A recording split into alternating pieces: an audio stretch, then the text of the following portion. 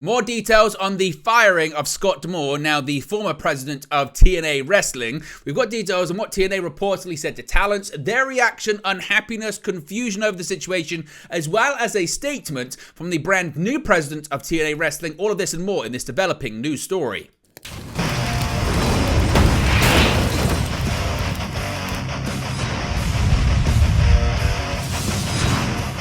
Hey guys, welcome back to Wrestling News 365. Hope everyone is doing very well. As always, there are plenty of news stories to get into in the world of professional wrestling, and a massive story yesterday, a big shakeup in the world of total non-stop action wrestling, as Scott D'Amore was fired, removed from his position as the president of the company, and a new president, Anthony Sassone, being named by Anthem Sports and Entertainment. Now, when we covered this yesterday, it was still a developing news story, and as of right now, we still don't have a ton of details as to the reason as to why. At least, again, there's been some backstage conversation and scuttlebutt about this. Now, when we left you yesterday covering this story, we reported that TNA was going to have a Zoom call with several talents, employees, and staff members. Now, according to PW Insider, Mike Johnson is reporting that TNA held a meeting with Zoom with talents to inform them of Scott D'Amore's departure yesterday afternoon and to introduce everyone to new TNA president Anthony Sassone, who will be heading up the day-to-day of the company going forward.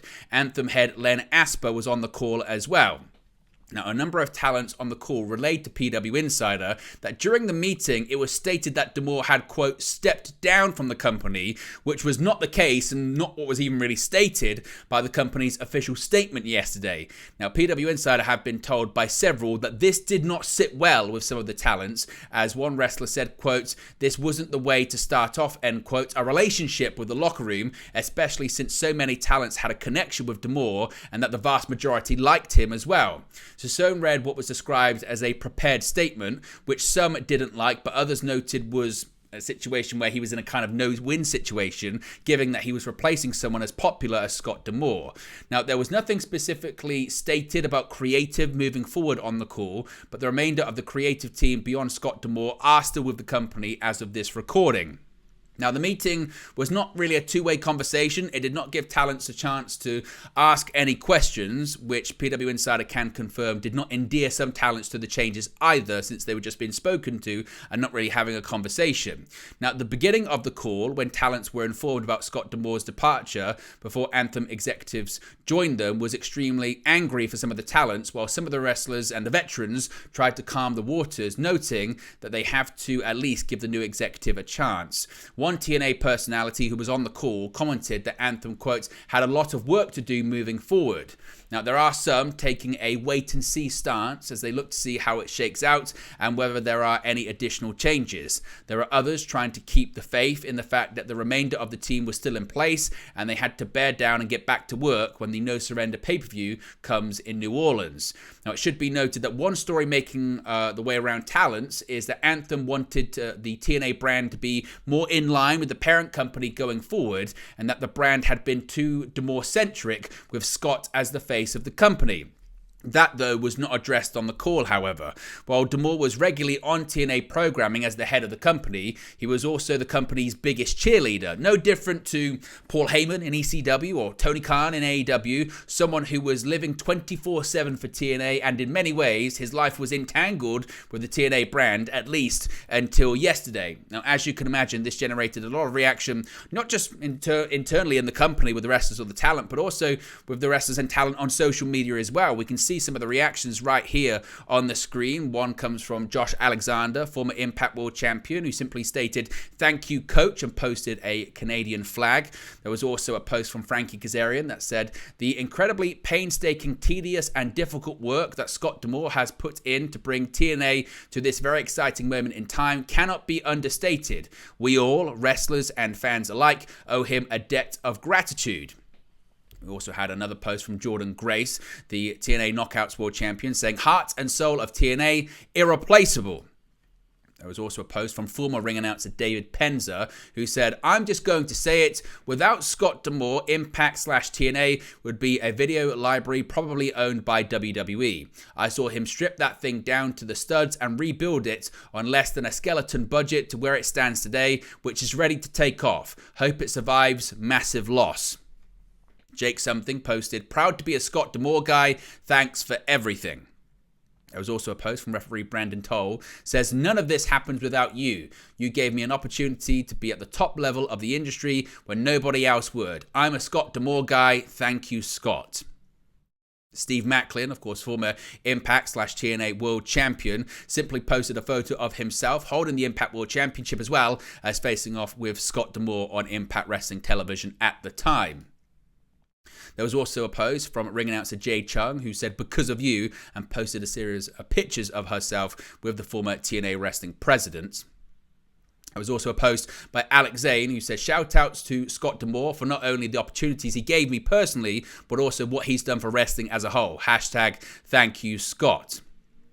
There was a post from Jody Threat saying, "Not all people in leadership roles are leaders. Scott D'Amore was a leader. Honored to have been led by him. Thank you for everything." There was also a post from the current TNA World Champion Moose who said, "I'm lost for words, shutting down for a few days." There was also a post from former TNA Knockouts World Champion, now WWE Superstar Trinity, who said, "We don't play about Scott D'Amore. Okay, bye." Finally, Brian Myers tweeted out the following, saying, "Thanks to Scott D'Amore, TNA never died. That same passion and belief lives on with the current roster that he assembled. We are hard to kill. Thanks for everything, boss." So certainly a strong reaction from talent on social media, as well as the reaction to the call yesterday. Now, we've got some more details as to the reaction and kind of, I guess, general confusion as to what's going on in TNA at the moment. This comes courtesy of Sean Ross Sapp of Fightful Select. Now, as I mentioned, they also commented on this meeting that happened yesterday involving talent, executives, officials, etc. Now, Sean Ross Sapp of Fightful is reporting that they have been told that the meeting was effectively Anthem officials reading a script to TNA talent. Thus far, those that Fightful have heard from are not happy with the decision and haven't really been given much of a reason as well. D'Amore was instrumental in getting the TNA name back into the fold and establishing a relationship with WWE. However, he wasn't without controversy during his tenure. When Don Callis, former Impact Wrestling Executive Vice President, was under investigation for sexual harassment, the company stated that they hired an outside HR specialist to help conduct it. Many involved and around the situation said it was actually investigated by someone who would have a conflict of interest as they came from within the company. There were two calls yesterday, one that addressed talent and indicated that some may be able to get out of their contracts if they were unhappy. This call, led by Tommy Dreamer and Gail Kim, was not said to have gone over well with talent. Another call featured production and staff in addition to talent and Anthem executives. It was reiterated to talent that they wanted to work in a lot more of TNA talent into additional Anthem properties and made it seem like this was a crossover opportunity for talent as well. Now, Fightful reached out to Anthem regarding this move and the shakeup within TNA Wrestling, and Anthony Sassone, the brand new president of TNA Wrestling, sent the following statement to Fightful. This is what he said. He said, "I am excited and honored to be the new president of TNA Wrestling, a company rich in tradition and loved by pro wrestling fans worldwide. This move is intended to further integrate TNA Wrestling into the entertainment group of Anthem Sports and Entertainment as we work to leverage the resources of the entire company and to add more value to areas such as production, distribution, marketing, viewership, customer acquisition, digital revenue streams, ad sales and sponsorships, and digital tech operation, among others." Everyone at Anthem Sports and Entertainment is appreciative of and thankful for the years of dedication that Scott D'Amore gave Anthem and TNA Wrestling. Scott has been a part of TNA since 2003, holding many key roles. He played a vital role in the growth of the company and the evolution to its strong industry reputation today, including the 2024 return of the TNA Wrestling brand itself. I personally want to thank Scott for the passion he brought to the business and his personal touch with talent. TNA Wrestling is in a position to take a big leap forward, its next stage of growth and expansion. While we can create more operational efficiency, the most exciting part is expanding existing revenue streams and developing new ones. Wrestling promotions have evolved from event-driven businesses to global media enterprises. I was in Las Vegas last month for both the Hard to Kill pay-per-view and the next night's Snake Eye show. Those were not just two of the best pro wrestling shows I've attended. They were record-setting for TNA wrestling on multiple fronts. That growth, expansion, and popularity that thousands witnessed live and in person in Las Vegas and live on pay-per-view around the world will continue in 2024. We have many exciting, groundbreaking announcements coming up over the next few months. Our momentum is continuing. TNA Wrestling features an incredible roster of in-ring talents who will continue to shine and deliver incredible matches and moments. We have a behind-the-scenes crew and staff who are incredible at their jobs. Our business is being run by experienced professionals, and the fans will notice many improvements in the coming months. TNA's success is due to its teamwork, and that team will continue to grow with more input from Anthem's top executives, partners, and others. Finally, he said, "We know departures of well-respected executives can create uncertainty, but we are fully committed to this new business model. We are entering a new stage of growth. These changes bring together more leadership experience to help us elevate our operations." Once again, that was a quote that came from the new TNA president, Anthony Sassone.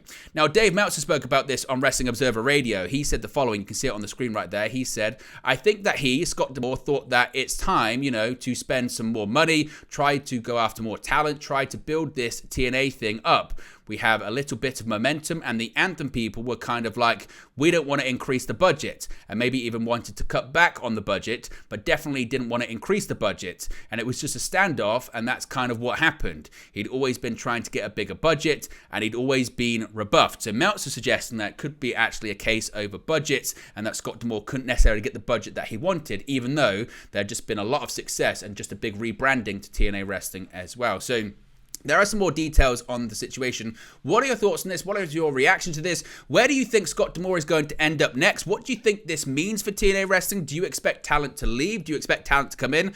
Do you expect there's going to be unhappiness? What's your reaction to all of it? Let me know your thoughts in the comment section below. Be sure to smash a like on the like button. Be sure to subscribe, bottom right hand corner, and I'll speak to you again very, very soon.